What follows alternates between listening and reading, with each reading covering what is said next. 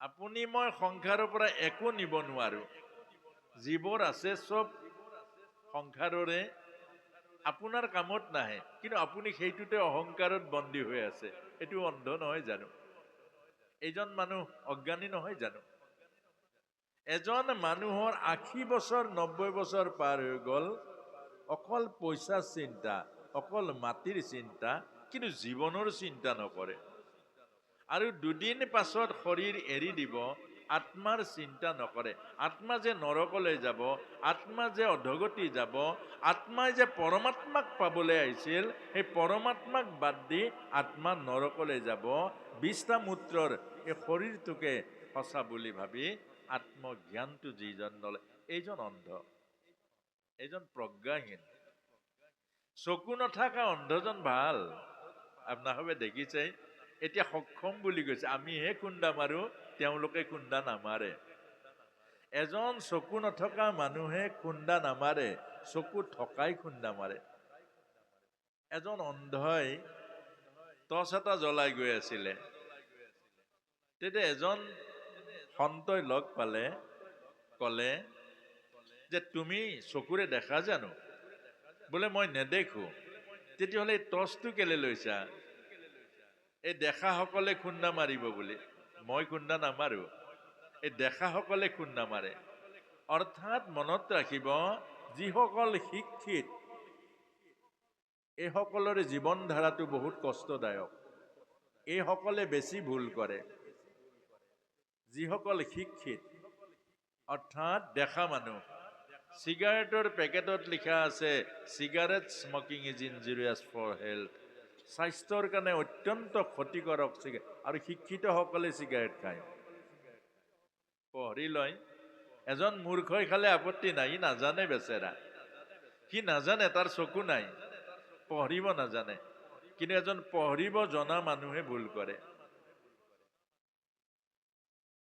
এজন জ্ঞানী মানুহে, এতিয়া আপোনালোকে নিশ্চয় অনুভৱ কৰিছে, এতিয়া যিমানবোৰ শিক্ষিত মানুহ আছে, আধ্যাত্ম যদি নাই, এই শিক্ষাই প্ৰতিদিন মানুহৰ জীৱনত দুখ আনিছে, কষ্ট আনিছে।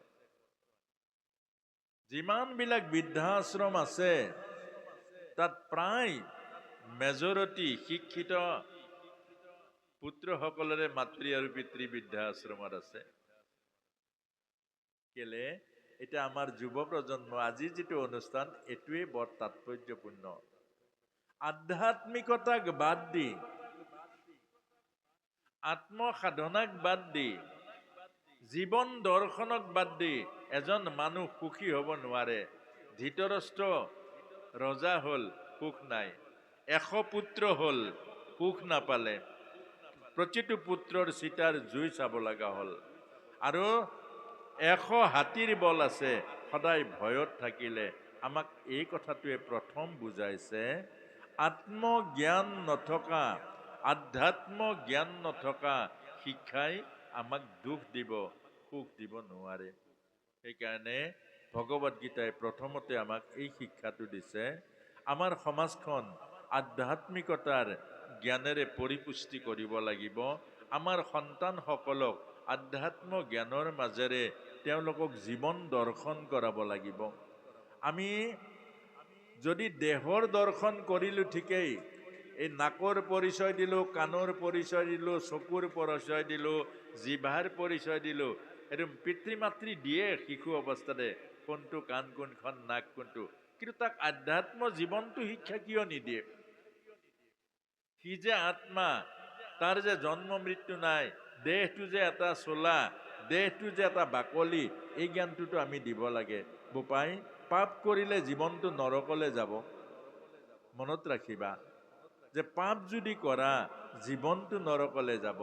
আৰু জীৱন নৰকলৈ যোৱা কাৰণে আমাৰ মানৱ জীৱন ব্যৰ্থ হৈ যাব। এইবোৰ জ্ঞান তাক দিব লাগিছিলে।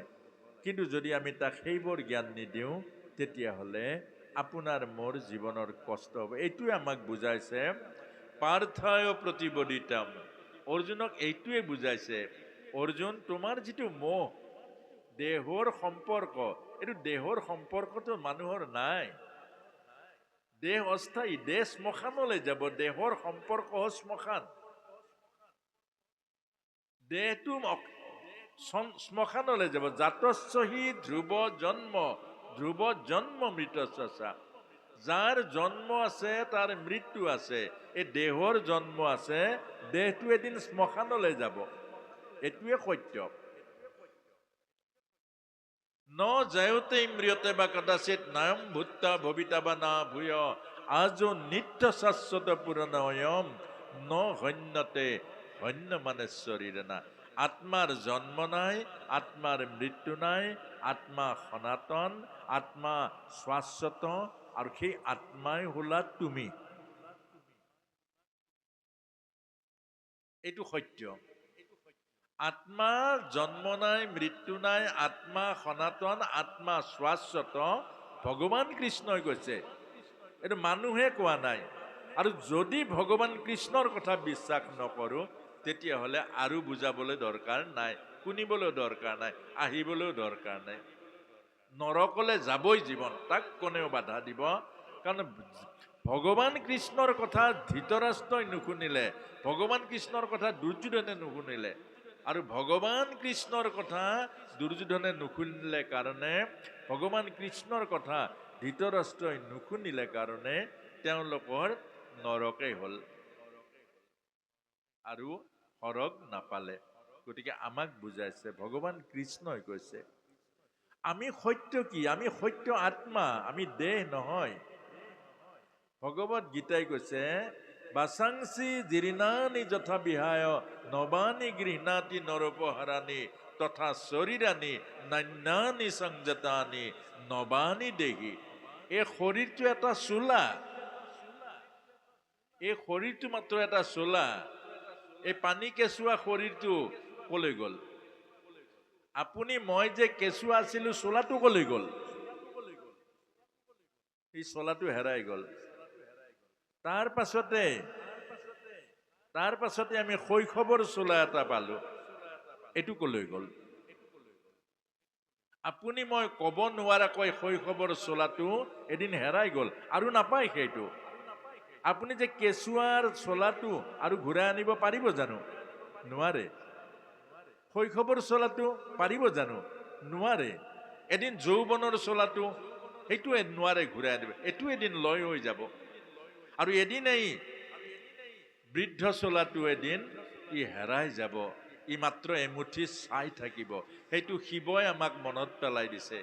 শিৱৰ গাত যে ভস্ম ধূলি, অৰ্থাৎ আপোনাক মোক প্ৰতিদিন সেই কথাটোৱে সোঁৱৰাই দিছে, মনত ৰাখিবা হে মানুহ, এই শৰীৰটো এমুঠি চাই জ্বলাই দিলে এমুঠি চাই হ'ব। এই শৰীৰৰ মোহত, শৰীৰৰ মায়াত, শৰীৰৰ অহংকাৰত, শৰীৰৰ অভিমানত, শৰীৰৰ সম্পৰ্কত তুমি বন্দী নহবা। তোমাক মহৎ উদ্দেশ্যৰে প্ৰভুৱে পঠিয়াইছে, তুমি আত্মা, তোমাক পৰমাত্মাই পঠিয়াইছে, আৰু তুমি ঈশ্বৰৰ সেৱা কৰা, ঈশ্বৰৰ এই সৃষ্টিৰ তোমাক যি দায়িত্ব দিছে সুন্দৰকৈ দায়িত্ব পালন কৰা, ঈশ্বৰৰ প্ৰিয় পাত্ৰ হোৱা, আৰু সেই ঈশ্বৰৰ মৰমৰ পাত্ৰ হোৱা।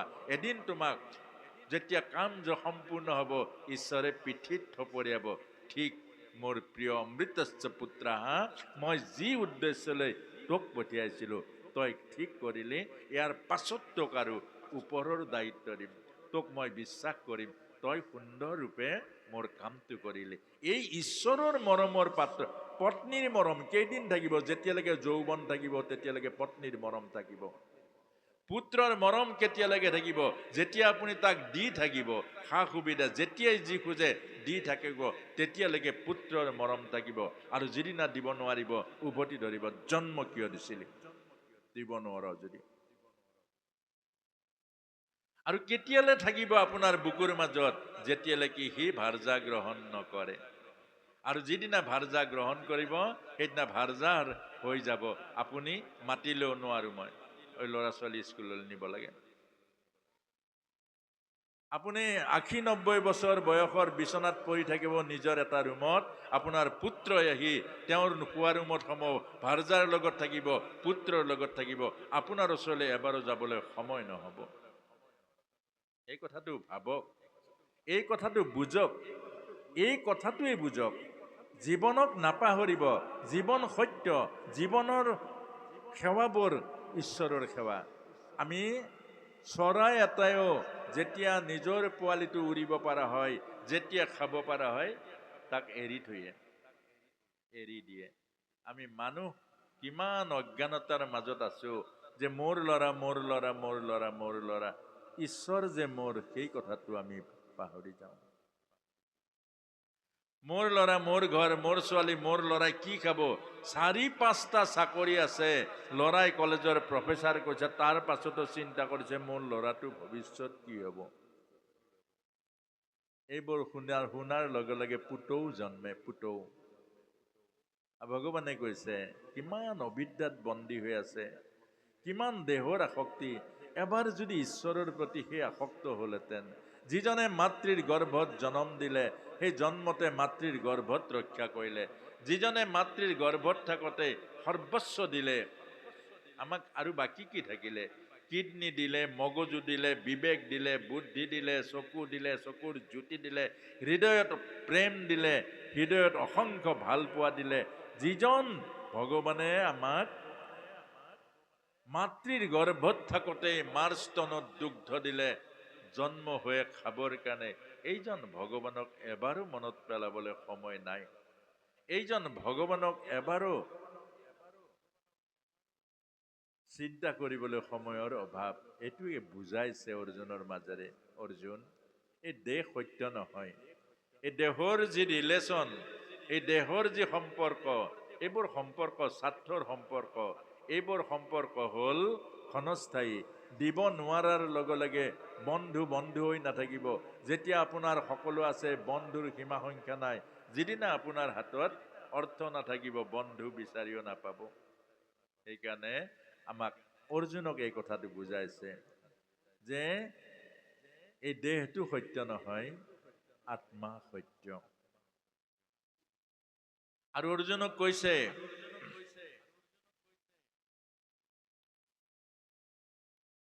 পাർത്থায় প্ৰতিবৰ্তিতম ভগৱতা নাৰায়ণেন স্বয়ং ব্যাসেন গঠিতম পুৰাণ মুনিন মধ্যে মহাভাৰতে। অৰ্থাৎ মহাভাৰতৰ অন্তৰ্গত হ'ল ভগৱত গীতা। এতিয়া মহাভাৰতৰ সেইকাৰণে মহাভাৰতক পঞ্চম বেদ বুলি কয়, ভীষ্ম পৰ্বৰ। আৰু ভীষ্ম, দ্ৰোণ তথা জয়দ্ৰথ জলা। এই সংসাৰখন এখন নদী। এই সংসাৰখন এখন নদী। এই নদীখন কি? আমাৰ যেনেকৈ ভৱসাগৰ বুলি কয়, এই ভৱসাগৰ হ'ল সংসাৰখন। ইয়াত কি আছে?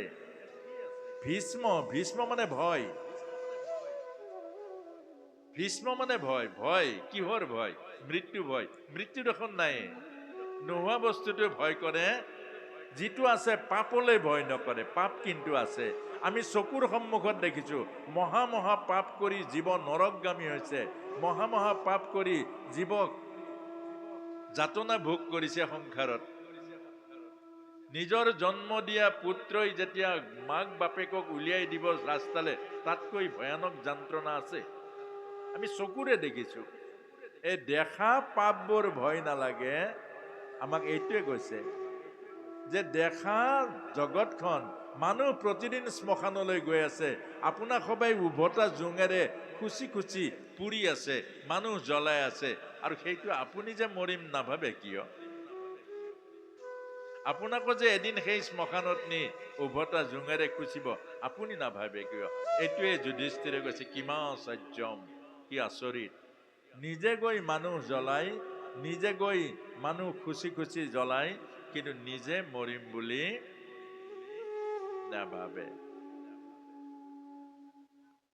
আৰু সেই কথাটোকে আমাক কৈছে যে ভীষ্ম, ভীষ্ম মানে ভয়। মৃত্যু নাই, মৃত্যুলে ভয় কৰে। মৃত্যু আছে জানো? আমি দেখোন নিজেই কওঁ, এই ইহঁতৰ ঘৰত ল'ৰা এটা জন্ম হ'ল দেই, জন্ম হ'ল মানে আহিলে, ল'ৰাটো আহিলে, পুত্ৰ ৰূপে আহিলে। কি আহিলে?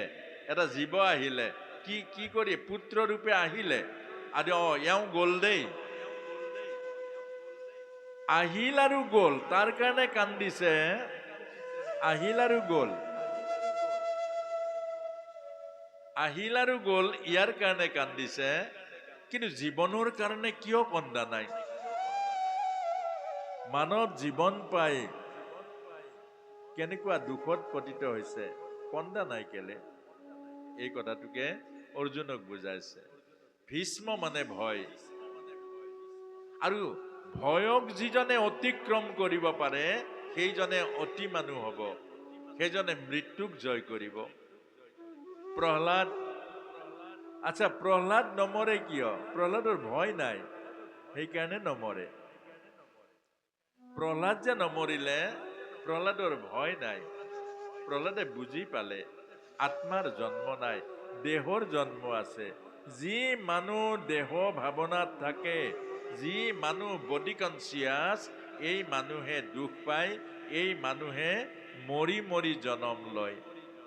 কিন্তু যি মানুহ সোল কনচিয়াছ, যি মানুহ আত্মা ভাৱনাত থাকে, এই মানুহ কেতিয়াও নমৰে। এই কথাটোকে কৈছে। আৰু ভীষ্ম, দ্ৰোণ তথা জয়দ্ৰথ জ্বলা, আৰু দ্ৰোণাচাৰ্য মানে হ'ল সিটোপাৰ। সিটোপাৰ মানে কি? এই ভৱসাগৰৰ সিটোপাৰ মানে কি? অতৃপ্ত বাসনা। আচ্ছা, বাসনাৰ সিপাৰলৈ মানুহ যাব পাৰে জানো? নিজক সুধি চাওক, বাসনাৰ সিপাৰলৈ যাব পাৰে? আজি এজন মানুহে 1 কেজি চাউলৰ কাৰণে কান্দিছে, প্ৰভু মোৰ চাউলকেইটা জোৰা মৰিলে হ'ব, প্ৰভু হে কৃষ্ণ মোৰ চাউলকেইটা জোৰা মাৰি দিয়া। এই মানুহজনে এদিন 1000 টকা পালে, তাৰ পাছত ক'ব, প্ৰভু আৰু 10,000 টকা দিয়া, মোৰ তেতিয়াহে কাম এটা হ'ব, আৰু 10,000 দিয়া। এই মানুহজনে এদিন 1,00,000 পালে, আৰু সেই 1,00,000 পোৱাজনে ক'ব, প্ৰভু মোৰ আৰু 5,00,000 টকা দিয়া। এই বাসনাৰূপী সংসাৰখন পাৰ হ'ব নোৱাৰে মানুহে। বাসনা, এইকাৰণে মানুহ সুখী হ'ব নোৱাৰে। এজন মানুহ সুখী হ'ব কিয় নোৱাৰে? কথাখিনি বুজি পাইছেনে বাৰু? টান হৈছে নেকি? নাই হোৱা নহয়। এই বাসনাৰ সিপাৰলৈ গ'লে মানুহ সুখী হ'ব। অৰ্জুনক ভগৱান কৃষ্ণই কৈছে, যেতিয়ালৈকে মানুহ বাসনাক জয় কৰিব নোৱাৰে, তেতিয়ালৈকে মানুহ সুখী হ'ব নোৱাৰে। আপোনাক সবে এবাৰ ভাবকচোন, এতিয়া ইমান সা সুবিধা বিজ্ঞানে দিছে, এতিয়াহে মানুহ দুখী হৈ গৈ আছে। আগতকৈ এতিয়া দুখটো বাঢ়িছে। কেলে বাৰু? বাসনা বাঢ়িছে। আৰু যেতিয়া বাসনাবোৰ নোহোৱা হ'ব, মানুহ সুখী হয়। এটা কাহিনী কৈছিলে যে এজন ভিখাৰী, ই আৰু সদায় বহি থাকে। ভিখাৰীজনকে, বাহ প্ৰভু, প্ৰভু মোক চব দিলা, প্ৰভু মোক পুৰা দিলা, মোক আৰু একো পাব লগা নাই, তুমি মহান, তুমি সকলোতকৈ দয়াময়, তুমি কৰুণাময়, মোক চব দিলা প্ৰভু, মোক চব দিলা, মোক আৰু একো দিব নালাগে, মোক সকলো তুমি পুৰাই দিলা। এজন খুব ধনী, টকা পইচা থকা মানুহে গৈ দেখিলে, এই যে ভিখাৰীটোৱে আগত ভিক্ষাৰ পাত্ৰটো আছে, এইজনে এইবোৰ গাই আছে। প্ৰথম ভাবিলে পাগল নেকি মানুহটো? ফটা চিটা কাপোৰ পিন্ধিছে, আগত ভিক্ষাৰ পাত্ৰটো লৈছে, তাৰ পাছত কৈ আছে, প্ৰভু তুমি মহান, তুমি মোক চব দিলা, মোক আৰু পাবলৈ একো নাই, মোক সকলো তুমি পুৰা কৰি দিলা, তুমি দয়াময়, তুমি কৰুণাময়। এই মানুহজনে বহুত সময় চাই চাই গুচি গ'ল। পিছদিনা আকৌ মন গ'ল।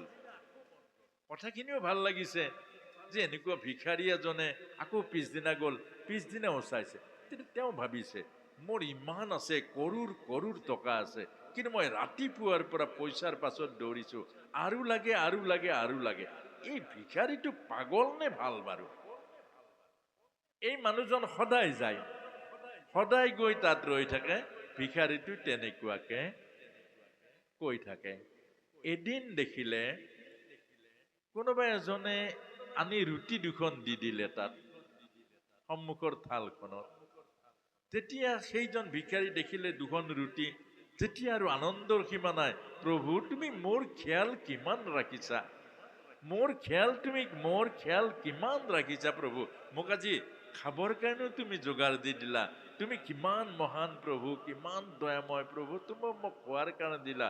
তেতিয়া কি কৰিলে, তেওঁ ভগৱানত অৰ্পণ কৰিলে ৰুটি দুটা।